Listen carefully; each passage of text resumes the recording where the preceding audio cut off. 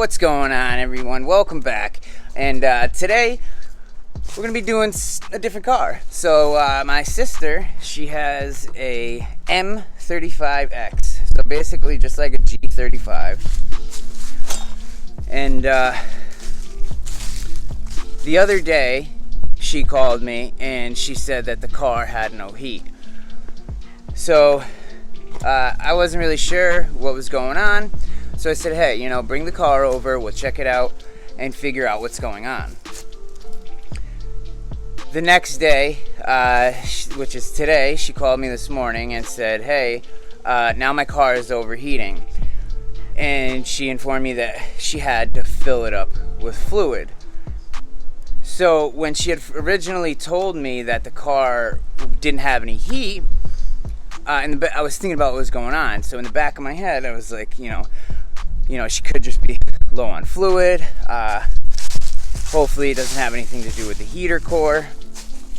And then when she told me she had to fill it with fluid, it kind of all clicked. In these cars, when you fill it with fluid, it's not like, say, an Audi where you just fill it with fluid, turn it on, let it get up to temperature, and it bleeds itself. This car, you have to manually bleed. And when you just fill it up with fluid, if it's not in the air high enough so that the coolant cap is the highest point, and you have to crack open and close the bleeder valve to bleed out the air. Now, if you don't do that, the car is going to overheat and it's not going to have heat. So I'm betting my money that the car just needs to be bled. So we're going to go ahead, get the car up to temperature. I'm going to show you guys how to bleed the system, exactly where everything is. I'll show you where the thermostat is in case it needs to be changed. And even if it is the thermostat, it's actually a fairly simple job. So it's 3 bolts, a couple hoses. The biggest issue is, the coolant, dealing with emptying the coolant. So, yeah, this is the car right here. I'm going to go ahead, pop the hood, and show you where everything is, and yeah. My next car.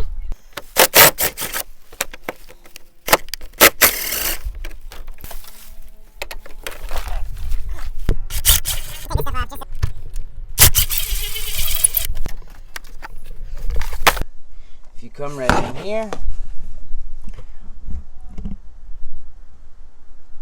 that guy right there is the bleeder. So basically just like bleeding any system, you just once it gets up to temp, you crack it open, let it bubble for a second. When you see fluid start streaming ahead, and get this thing started up. And yeah, but before I do that, I'm going to show you exactly where the thermostat is. So if you need to get to it and change it, it's actually fairly simple. It's right there. You see the light shining on it with the clip. It goes in right there. There's 3 bolts, and pop it out, put the new thermostat in. And if you wanted to test the old thermostat, what you can do is take it out, boil some water, make sure it's at about I think 170, 180 is about when the thermostat opens. So if you put it in some even boiling water, just drop it in the boiling water and it should immediately open. I'm going to go ahead and get my antifreeze. Now you can use either 50-50 or you can get the concentrate and mix it. Depends on if you want to save money or not. Now, you read right here, it'll tell you all the cars that it's good for, but I always double check with the owner's manual or an online forum. I just always double check. So now I'm going to get it ready and open, and ready to fill the reservoir when I need to. So I'm going to set that right here with the cap just barely on.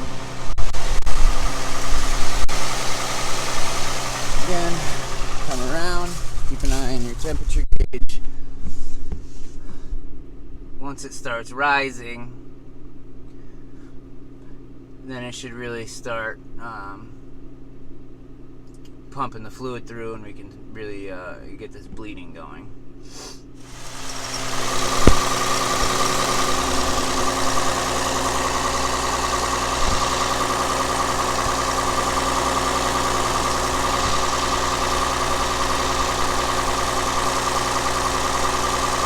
Yeah, you see there's not even fluid coming out of this. This should be solid with fluid where it should at least be getting wet. So, let it get a little warmer. Alright guys, so I got a little bit of bad news after working on the car, but we're going to get to that in a second. I just wanted to share a little, kind of one of my peeves, I guess you could say. Something that I have to do when I work on cars, and not even just cars, just when I work in general. I'm like an organization freak. Everything has to be in order, because when things are in order and your tools are where you can find them and know where they are. Sorry, my son's trying to steal the camera. When all your stuff is in place and you know where it is, then you don't have to waste time looking for it. I can't stand wasting extra time, spend 5 minutes looking for a tool every time you got to look for it, or every tool you have to look for. Your day is going to be much longer. So not only just tools, parts, as I take them off the car, a lot of people will use bags and things like that. I like to use containers just like this. So this is exactly what I use. So as the parts come off, and if I need to, I can label them too. So what I'll do is, this is a group of parts because it's from my Subaru, and it's all the stuff to put the panels and, well, the panel on the bottom of the motor, all the bumper clips and stuff that go with it. Sorry for this one. But all the bumper clips are in a different container. Anyways, I like to keep everything nice and neat and organized, especially when it comes to parts that come off a car, because I can't stand getting to a certain point in the job and not being able to find the bolt, or you get to the end of the job and you have extra bolts and you're like, where did these come from? That's like to me, it's like the worst feeling, because I feel like I did something wrong. But now I don't let that happen. I am meticulous and super organized, so that I know where all the parts go, where they came from, and how they go back. But yeah, now for the bad news, at least for me. So when I was given the information about the car at first, like I said, was doing what it's doing. And in this car, because you have to self-bleed it, you have to bleed it by yourself with the bleeder valve that's back there that I showed you guys. If it runs out of fluid, antifreeze, and you fill it up and you don't bleed it, the car won't have heat, and it will overheat, and it'll lead people to believe that it's the thermostat. So I was like, well, before we do the thermostat, let's at least make sure it's bled, and at least try to. So I came over and checked here, because that was full, but over here was not. So I came over and filled this up, and then wanted to bleed the fluid through, because down here, if the thermostat doesn't have fluid, then it can't tell that the motor is hot and it can't open. That's why when you test them, you put them in hot water. So I came down and I touched this, and the car was up to temp and there was no fluid in it. So I started to pump it. There was a little fluid, I keep saying fluid, but I mean antifreeze. There was a little antifreeze when I took the bottom pan off, and I asked my sister, she said it was spilling out. So I just thought it was like residual, but I was wrong, because as I was squeezing this to bleed the air out, at least attempt to, and get fluid up to the thermostat, I noticed right here there's a crack. Sorry, my son's yelling. He's playing in the yard. But yeah, there's a crack right here that I saw fluid coming out. Now, it was wet because of that, but I thought it was just from it spilling from last night when they had filled it up.